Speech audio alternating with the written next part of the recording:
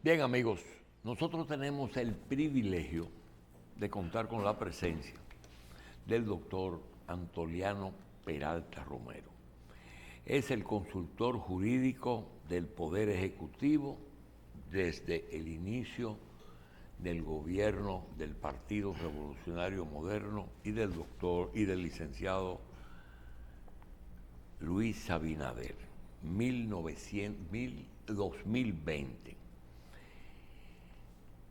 Podríamos tener un magnífico programa con un magnífico debate lleno de interrogantes y de respuestas, pero resulta que este privilegio que nos otorga el doctor Peralta, tenemos que aprovecharlo para lo más importante. El país está abocado a una agenda presidencial en que él es una figura clave porque es una agenda de reforma constitucional y él es el consultor jurídico del Poder Ejecutivo. Es el depositario de esa agenda. Nosotros en este espacio lo que vamos a es primero agradecerle al doctor Antoliano Peralta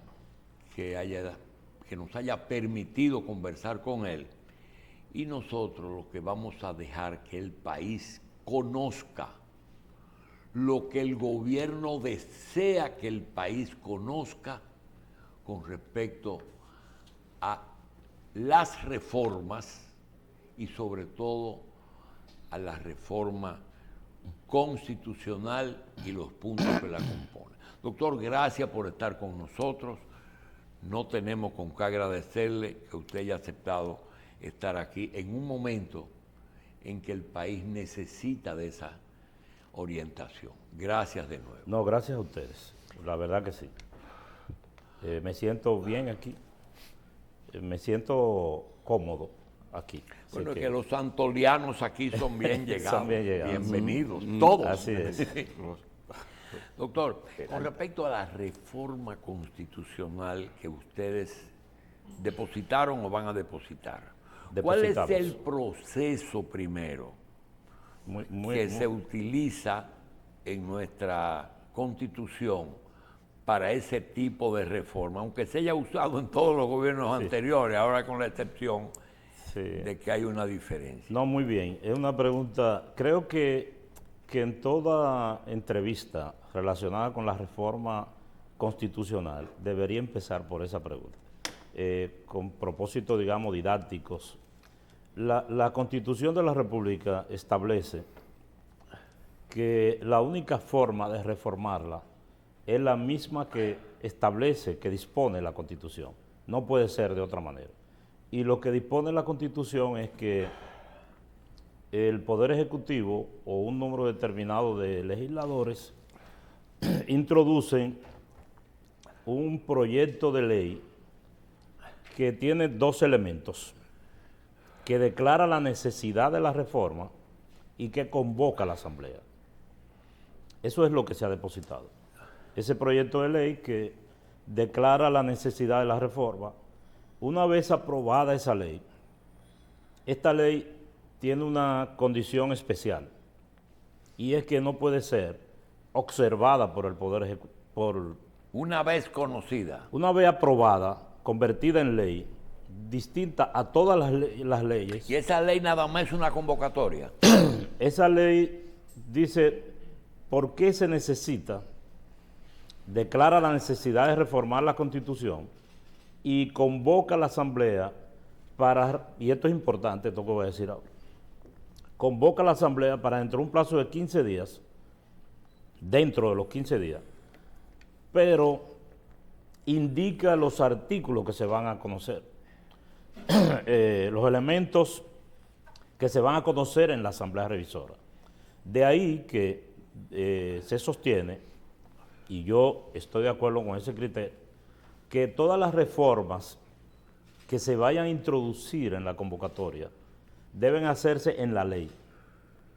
Una vez reunida la Asamblea Revisora, ya se puede votar a favor o en contra o modificar un elemento, pero siempre de lo que están contenidos en la ley. Está obligado la Asamblea Nacional, una vez aprobado la ley y la agenda que esté contenida en esa ley, a someterse solamente a esos puntos, o los legisladores pueden, además de esos puntos que no lo pueden dejar de conocer, de incluir otros puntos, o la Constitución les permite a ellos salirse de ahí.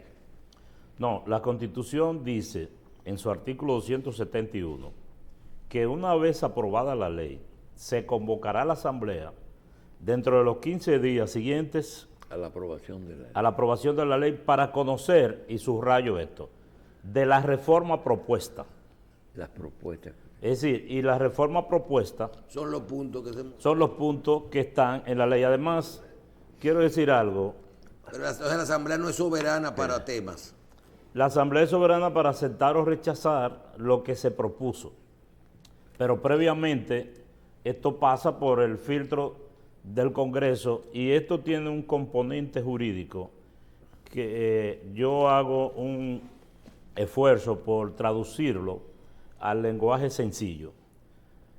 La ley que convoca a la Asamblea, es decir, esta ley que se está por aprobar ahora, es objeto del filtro constitucional ante el Tribunal Constitucional. Esa ley puede ser atacada ante el Tribunal Constitucional. Si el Poder Ejecutivo o un legislador introduce en esa ley un elemento que sea inconstitucional, por ejemplo, voy a poner un ejemplo.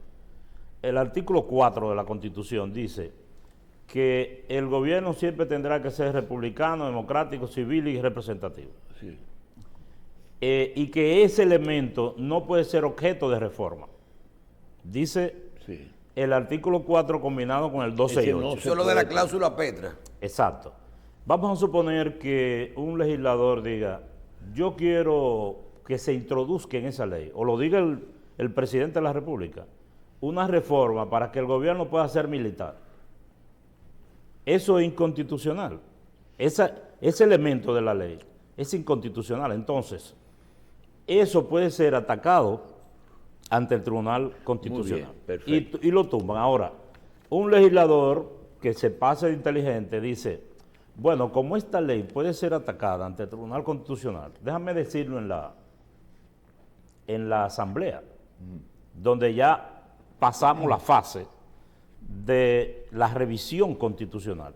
Yo no sé si he logrado explicar esto. Sí, sí, seguro. Entonces, eso quiere decir que es jurídicamente ilógico que se puedan introducir elementos nuevos en la Asamblea cuando ya se haya pasado la fase del control constitucional. Bien, ahora un ejemplo clásico. Tenemos, supongo que ese proyecto de ley que fue sometido para su aprobación tenía 4 propuestas del Poder Ejecutivo para esa ley, que todo el mundo las conoce y las vamos a repetir ahora. Y vamos a suponer que durante la asamblea un asambleísta proponga, por ejemplo, una modificación constitucional al periodo presidencial, que no tiene nada que ver con una fórmula pétrea de que diga que el gobierno puede ser de otro tipo que no sea lo que dice el artículo 4. Ahora, que diga, nosotros proponemos que el gobierno no sea por 4 años, sino que sea por 6 y que no sea retroactivo, sino en el futuro. ¿Puede un legislador hacer eso legalmente y la Constitución se lo permite? No, porque ese no es un elemento que va a venir aprobado en la ley. Ahora, si él lo propone en la ley de convocatoria, Sí. en la que se está conociendo No, ahora, ya está hecha la ley de no, es que no puede introducir ningún elemento. ¿No? Ya, muy bien. Doctor, ¿cuáles son las 4 propuestas que tiene el gobierno a la ley? Que son 6. 6. Sí, bueno, porque hay 2 de menor trascendencia que la gente la menciona menos, pero las 2 propuestas principales son la el tema relacionado con hacer difícil la modificación del artículo 124, dificultar la modificación del artículo 124 relacionado con el tema de la repostulación indefinida. Ese es uno. Eso es el candado. Ese es uno de los candados, según nos enseñaron los amigos que ahora están en No la fuerza. repostulación después de 2 periodos. Exacto, no repostulación después de 2 periodos. Esa puede ser la forma más breve de decirlo. Ok, ¿qué otra cosa? El segundo tema que considero tan importante como el anterior es modificar el sistema de designación del Ministerio Público, perdón, del procurador, cambiar la forma de designación del procurador para hacerlo menos dependiente del Poder Ejecutivo. Con respecto a lo de los 2 periodos, ante una situación que está sucediendo ahora mismo en Estados Unidos, entonces, se establecería 2 periodos consecutivos o no consecutivos, podría ser. Porque tenemos el caso, por ejemplo, de Estados Unidos, de un hombre que fue presidente y que legalmente está habilitado a volver a aspirar La a hacerlo por Constitución uno más. dice que es consecutivo. Consecutivo. Y se queda así, porque eso no se Y modifica. nunca jamás, sí. Doctor, no cambiar cambiar la forma de elegir al procurador en que no sea designado por el presidente. Para hacerlo menos, yo lo voy a explicar, pero en el enunciado, vamos a decir, para hacerlo menos dependiente del Poder Ejecutivo. Ese es el espíritu. Ese es el enunciado. Tiene una forma, ustedes proponen una forma para elegirlo menos Sí. dependiente. Sí, le explicaré. Le voy a decir los temas y luego, si usted lo Entramos prefiere. en explicación. El en la tercer tema. El tercer tema es la exclusión del procurador del Consejo de la Magistratura. Ese está claro. Exclusión del procurador. Cuarto tema. Este es un tema que no tiene mucho, no afecta mucho, es un problema de cambio de denominación. Cambiar la denominación del Procurador General Administrativo ¿A qué? como abogado de la Administración Pública. Lo explicaré. ¿Qué? También. Lo explicaré. Quinto. Entonces, los otros 2 temas son de carácter electoral y los he reservado para decirlo al final juntos porque tienen el mismo... Bien. Doctor, yo tengo algo, ahora que usted habló Vamos a entrar. de la metodología y pasamos luego a los temas. Cuando se habla de una reforma, la parte de la reforma constitucional que tiene que ver con los candados al presidente, al presidente de turno para no poder modificar las elecciones, se habla de que una cosa es ponerle unos candados donde, por ejemplo, se aumente el porcentaje. Yo le llamaré eso un candado. Y otra cosa es si se lleva a una cláusula pétrea como las que no se pueden modificar, si se necesita un referéndum o no. ¿Cuál es su posición en base a esto? Eso es parte, ese es el tema principal de la discusión. Si quiere, me detengo ahora Yo creo que es pertinente porque esa es la parte más... Solo que iba a decir que los 2 elementos más para que entremos entonces en Está cada bien. uno de ellos. Bien, doctor. Vamos a entrar en... Los 2 elementos. Los 2 elementos que faltan de la reforma. Esas reelectorales lo dejamos para el final. Sí, los 2 elementos son fusionar las elecciones en una sola fecha y reducir los diputados. los diputados. Y hay otro final con lo que termina la propuesta, que no lo adelanté, que son unas disposiciones transitorias. Bien. Una de las cuales le impediría al presidente electo en el 2020 volver a ser candidato. Bien, doctor, si está claro ahora el que son 2, vamos con el punto número 1. Si Bien. está claro que son 2 periodos consecutivos de 4 años, ¿qué es lo que se quiere? Que no haya posibilidad de una nueva modificación. Por ejemplo, para poner un ejemplo, lo que se quiso al final del gobierno de Medina, que se quería modificar para propiciarle un tercer periodo. ¿Eso es lo que está prohibiendo esto? Yo lo dije en el enunciado, dificultar la reforma del artículo 124. ¿Y en Es qué- decir, vamos a decir, esa misma fórmula que existe ahora, tal y como está, petrificarla, digamos, Ya. congelarla. Perfecto. Cambiar la forma de elegir el procurador que sea menos dependiente del Poder Ejecutivo. Sí, me voy a referir a eso, pero del tema anterior, Ajá. quiero dar unos detalles del procedimiento que se está proponiendo para endurecer la posibilidad de reformar el artículo 124. Y además la razón, porque algunos amigos de la oposición, particularmente del Partido Fuerza del Pueblo, dicen que no es necesaria la reforma. Y yo quiero decir que la necesidad de una reforma constitucional, quien lo decide es la ley. Como dijimos en la parte introductiva de esta conversación, la ley es que dice si se necesita o no. ¿Por qué nosotros creemos que se necesita endurecer y petrificar ese artículo, esa fórmula? Bueno, eso es lo que creemos nosotros. Es porque la comunidad política dominicana está de acuerdo con que la fórmula de 2 periodos y nunca más es la que más ha funcionado. Pero también esa fórmula ha dado lugar a que periodo tras periodo haya un intento de modificar ese artículo. Y en algunas ocasiones lo han logrado. Bien. Y en épocas anteriores, digamos que en tiempos previos a la época contemporánea, hubo situaciones como cuando Horacio Vázquez, por ejemplo, que se extendió el periodo y luego trató de modificar la Constitución y dio lugar a lo que sabemos, al régimen trujillista.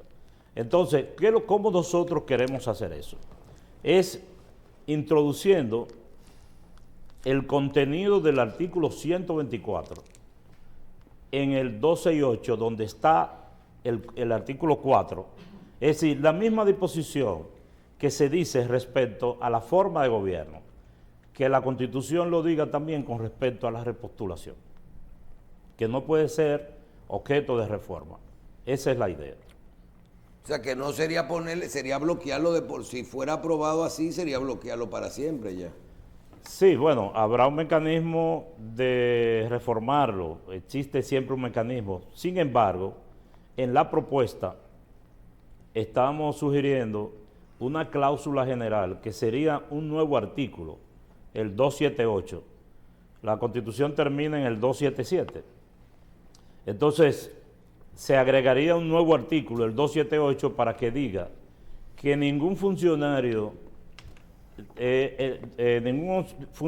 electivo en cuya gestión se modifique la Constitución podrá aprovecharse de esta reforma. Lo que quiere decir que esto es como un nuevo atajo, de tal manera que si se lograra modificar el artículo 268, entonces usted lo logró, pero usted no se beneficia. No para usted. Exactamente.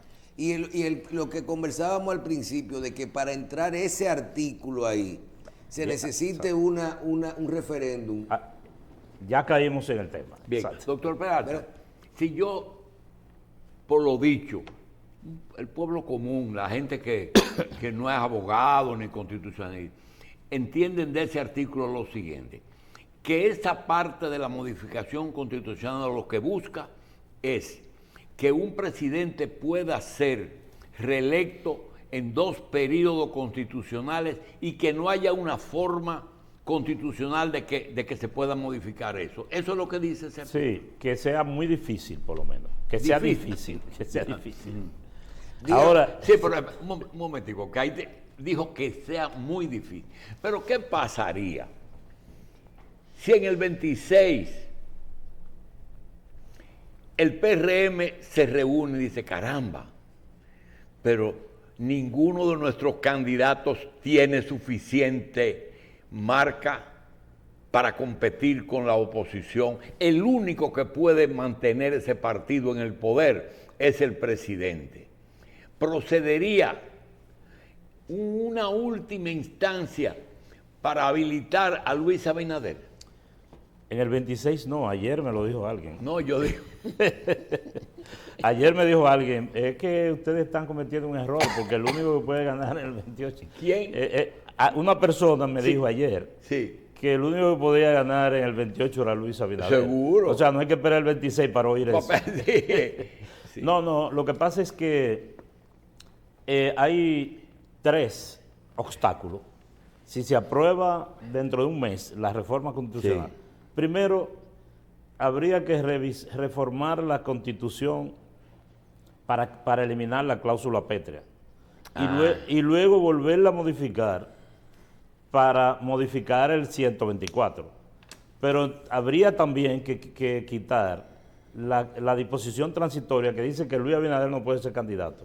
Y para colmo nos encontramos con el artículo 278 que dice que nadie podrá beneficiarse de una modificación constitucional hecha durante su mandato. O sea que, doctor, estará difícil. Doctor Peralta, usted tiene el privilegio que trabaja cerca del presidente todos los días. Y yo le quiero preguntar una percepción que usted tenga. ¿Usted cree que el presidente Abinader tiene la íntima convicción de que el 16 de agosto del 28 él termina y nunca jamás, y que no hay forma de que él quiera volver? Yo estoy absolutamente seguro De eso. Porque no es uno ni dos la gente que le dijo, presidente, usted no se puede cerrar su camino, usted es un hombre joven, tiene un nivel de aceptación, su gobierno no tiene que terminar con 2 periodos. Él dijo, y a eso él dice, póngale una cláusula que diga que yo no puedo ser más Bien. candidato. Doctor, pasamos al punto número 2. Forma de... Yo quiero que él nos conteste lo del referéndum, la parte que yo creo que ahí que está el tapón ahora mismo. Sí. Sí, creo que hay que referirse a eso, a este tema.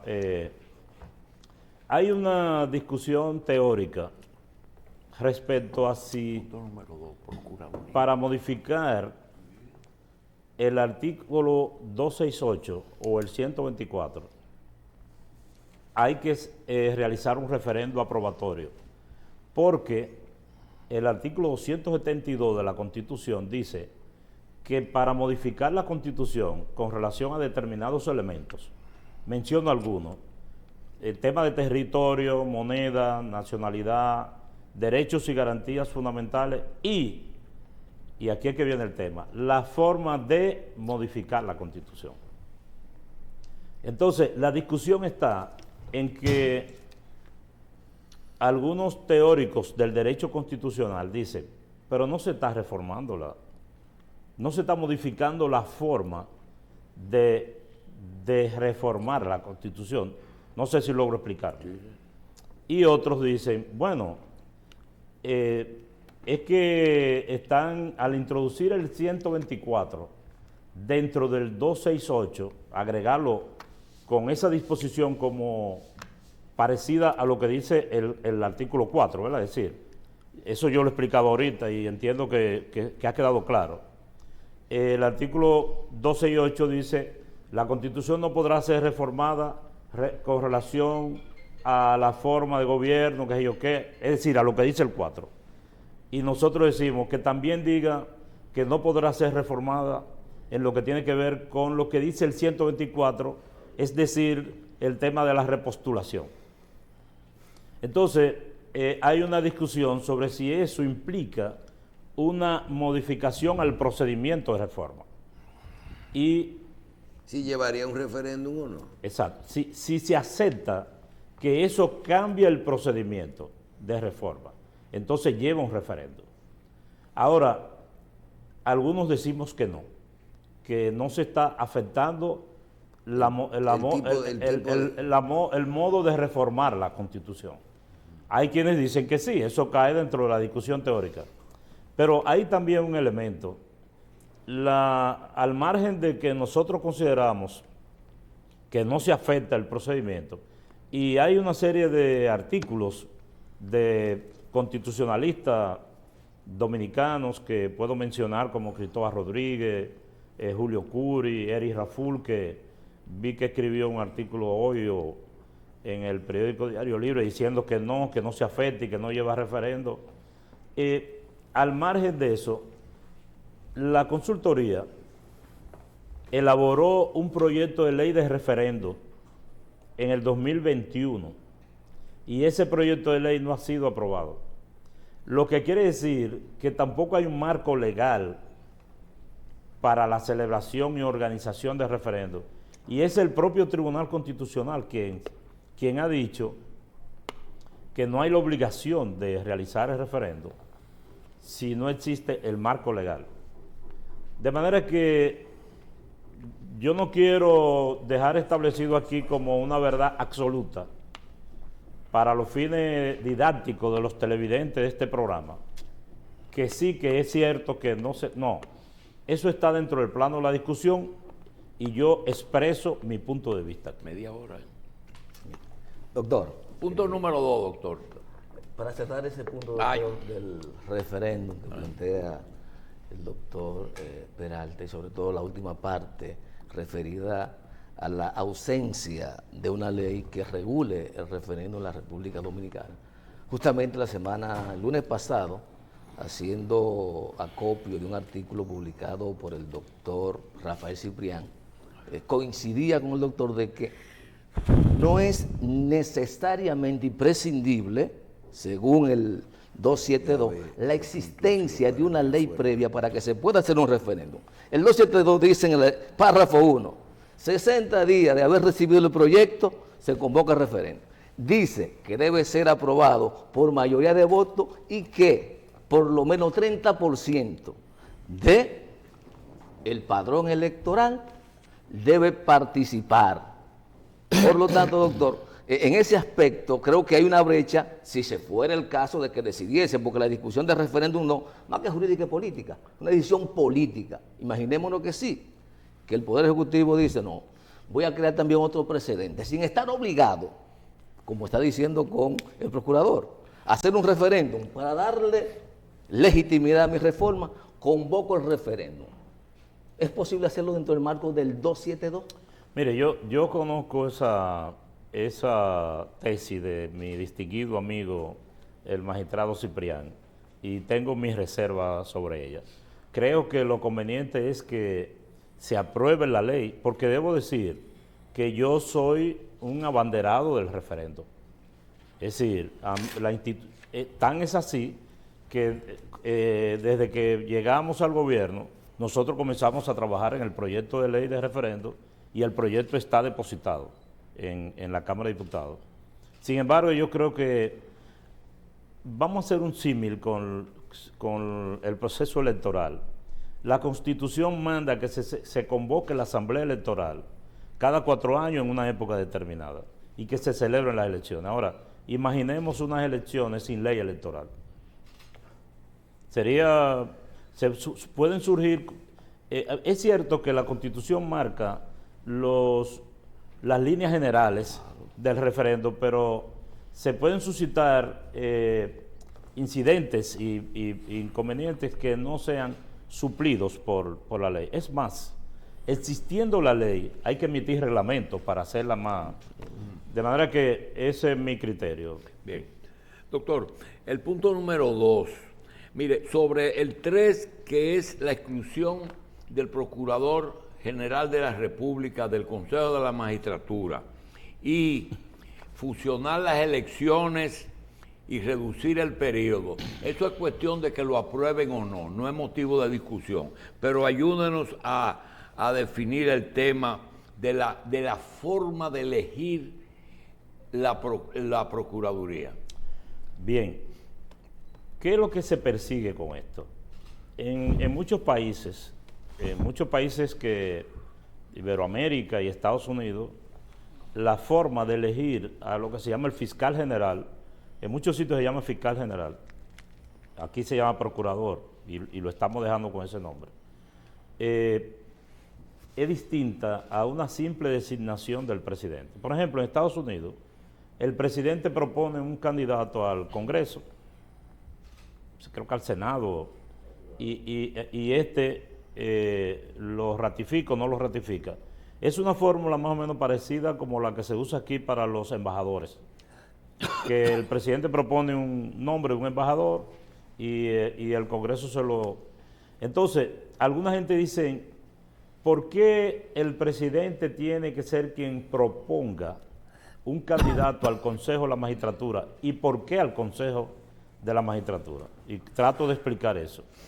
Primero, porque estamos hablando de una independencia relativa del Poder Ejecutivo. El Poder Ejecutivo no se desentiende de manera absoluta de la designación del procurador.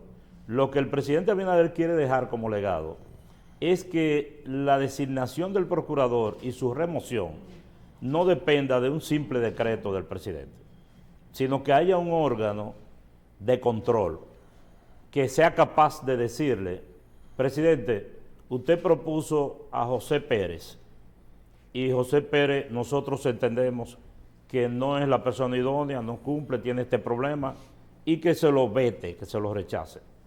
El mismo presidente está proponiendo que se cree un mecanismo mediante el cual a él le puedan, al presidente, le puedan vetar o rechazar la propuesta para designar procurador.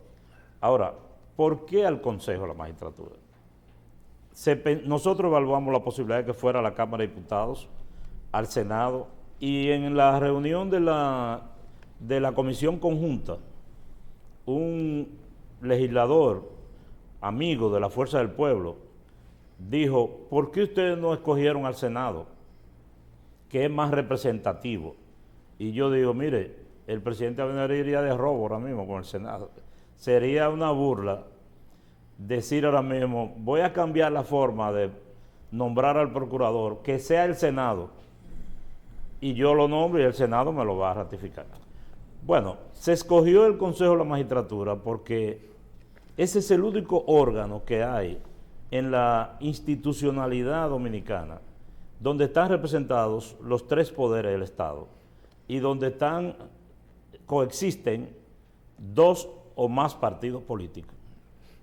Por cierto, en este caso, por una circunstancia electoral, solo van a haber dos, el PRM y la Fuerza del Pueblo. Bien, supongo, doctor Peralta, que todos esos 5 puntos, 6 puntos y los transitorios fueron ampliamente discutidos el presidente y sus asesores legales. Ahora, ustedes se dieron cuenta que los puntos que ustedes no transigen, lo que hacen es que limitan al propio presidente un candado para que él no vuelva jamás, que él se le quite la facultad de nombrar el procurador y que ese procurador en el Consejo de la Magistratura, que sumaría un voto a sus propósitos, también se lo están quitando. ¿Y cuál es el propósito de quitarle tantos pétalos al poder?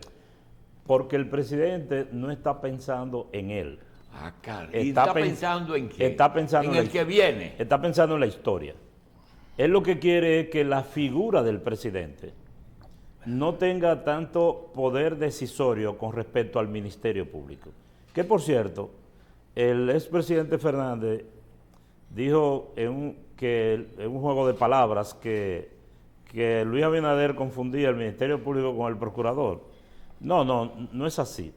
Nosotros hablamos de la independencia del Ministerio Público cuando hablamos de la independencia del procurador. Seguro. Porque el procurador es el presidente del Consejo del Ministerio Público y el líder del Ministerio Público.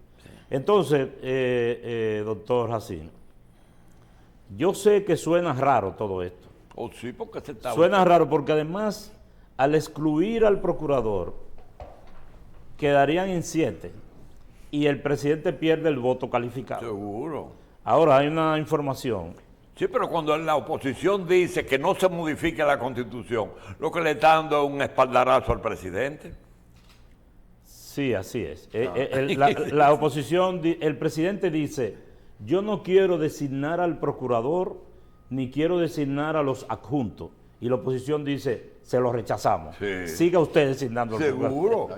Lo que pasa, doctor, es que los dos están pensando en el futuro. Bien. Uno de una manera y otro por otra razón. Siga, doctor. No, iba a decir que que con respecto a una información que quiero dar, con respecto a lo de la exclusión del procurador del Consejo, hay una novedad y es que un senador propuso que éste fuera sustituido por el presidente del Tribunal Constitucional. Eso está sobre la palestra porque lo propuso creo que por escrito. Entonces, si eso se introduce en la ley y lo aprueban, en la Asamblea se puede conocer. Se puede conocer. Perfectamente. La posición del presidente Abinader y la propuesta que llevó la consultoría es que los miembros del Consejo sigan siendo 7 como era su composición original. Pero en esta fase, el Senado y la Cámara de Diputados son libres de... Doctor, ¿y no será que el nivel de independencia con que ha actuado esta Procuraduría ha entrado en pánico a la clase política, a la clase empresarial, a las propias autoridades? Que cuando tenemos una Procuraduría independiente que ha estado trabajando expedientes importantes, resulta que ahora tiene que haber un consenso entre las clases políticas para designar quién es el Procurador de la República, que es lo que usted en esencia ha planteado, que dijo con la mala suerte de que solamente hay 2 partidos, un partido diferente al de gobierno en el Consejo. No, porque el presidente no necesita de esa argucia para cambiar al procurador. Él puede mañana... Es más, mire que esa procuradora independiente que usted dice, dijo que se iba al terminar el gobierno y el presidente le pidió, el presidente públicamente, que se quedara un tiempo más. De manera que ese razonamiento no aplica, según yo lo entiendo. No, porque ¿para qué hacer todo eso? Para luego hacer un amarre, para nombrar al procurador que lo puede nombrar ahora. El presidente Abinader pudiera nombrarme a mí mañana. ¿Cuántas personas va a proponer el presidente al Consejo? Una, según la ley. Un candidato. Un candidato.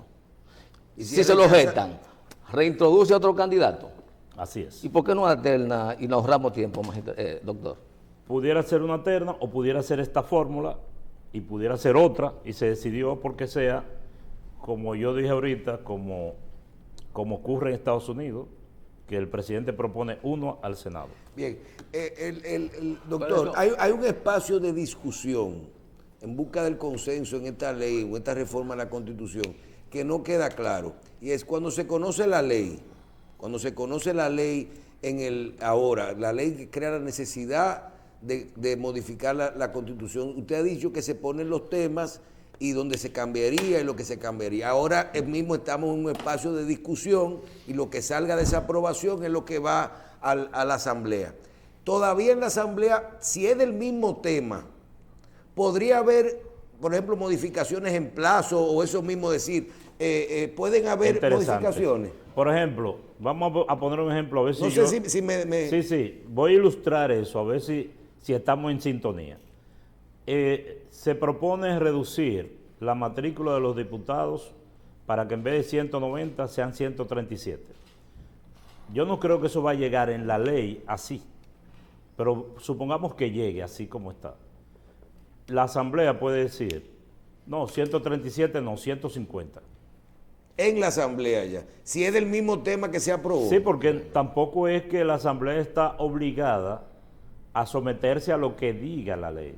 Lo que la Asamblea no puede introducir temas distintos a lo que dice la ley. Doctor, mire, conseguir el consultor jurídico, hablar de la reforma es difícil y nos quedan 5 minutos. ¿Cuáles son los transitorios? Que a veces te meten como transitorio lo más importante. Sí, los transitorios son los principales. Sí. Que todos los transitorios que tiene la Constitución quedan ratificados. ¿Quedan ratificados? Sí. Es decir, que Danilo no puede ser presidente. No, a Danilo no se le toca, ni a Leonel tampoco. Danilo queda como está y Leonel queda como está. Que sean ratificados. Segundo transitorio. Que el presidente electo en las elecciones del 2020 no podrá nunca jamás ser candidato. 3 transitorios.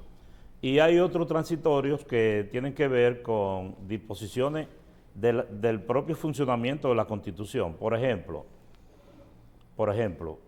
hay un elemento que no lo tocamos en la Constitución, en la propuesta de reforma, de eso pequeño que ustedes los comunicadores no se detienen, y es que en la Constitución actual se le otorga al Ministerio Público el manejo de la política criminal, de la política contra el crimen.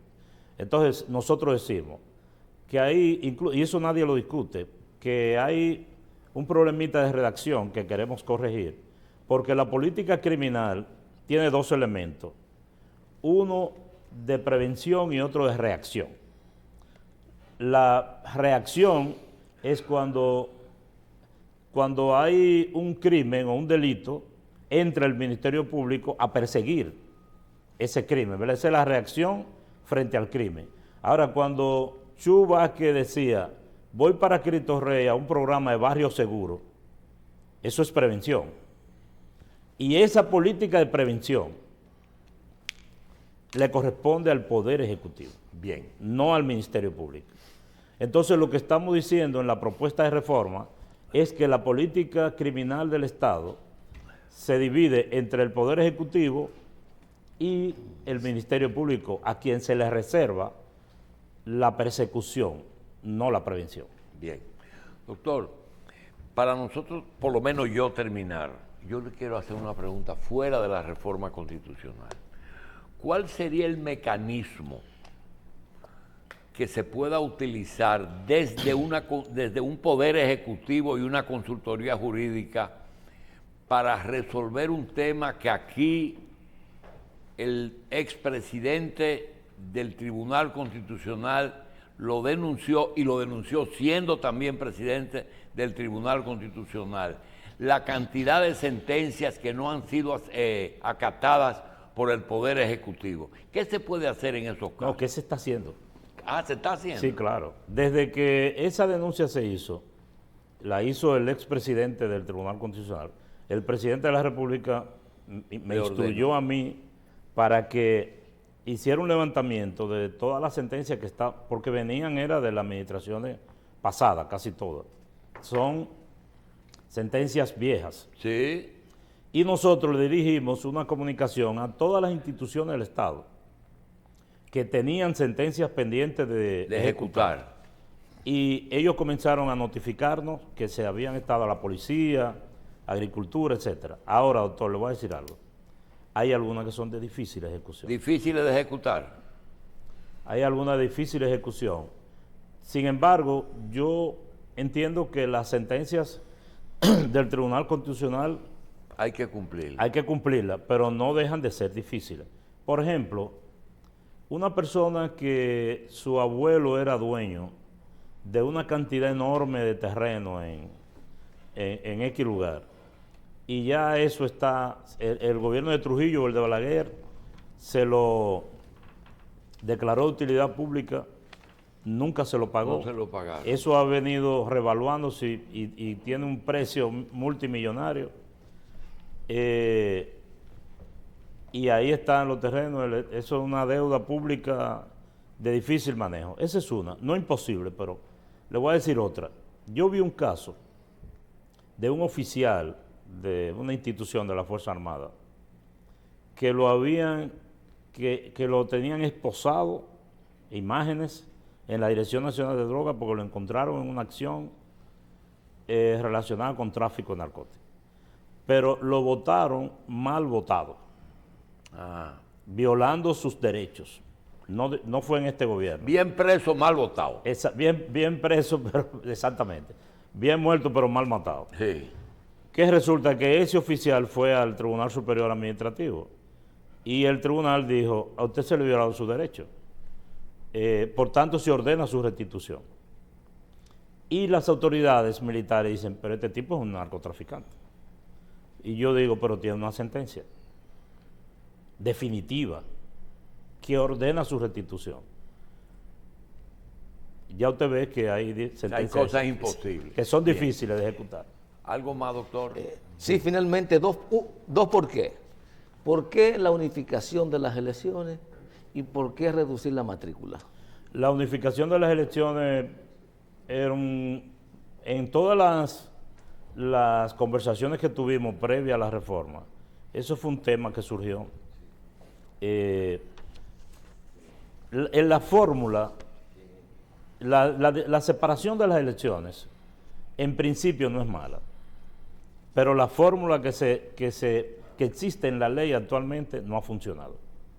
En unas elecciones en febrero, otra en mayo, una incertidumbre permanente, una campaña electoral que no termina, un gasto excesivo y al fin y al cabo lo que se quiere evitar del arrastre no ha dado resultado. ¿Por qué no volvimos a la fórmula original? Pudo ser, no me parece. Hay tiempo de discutirla todavía.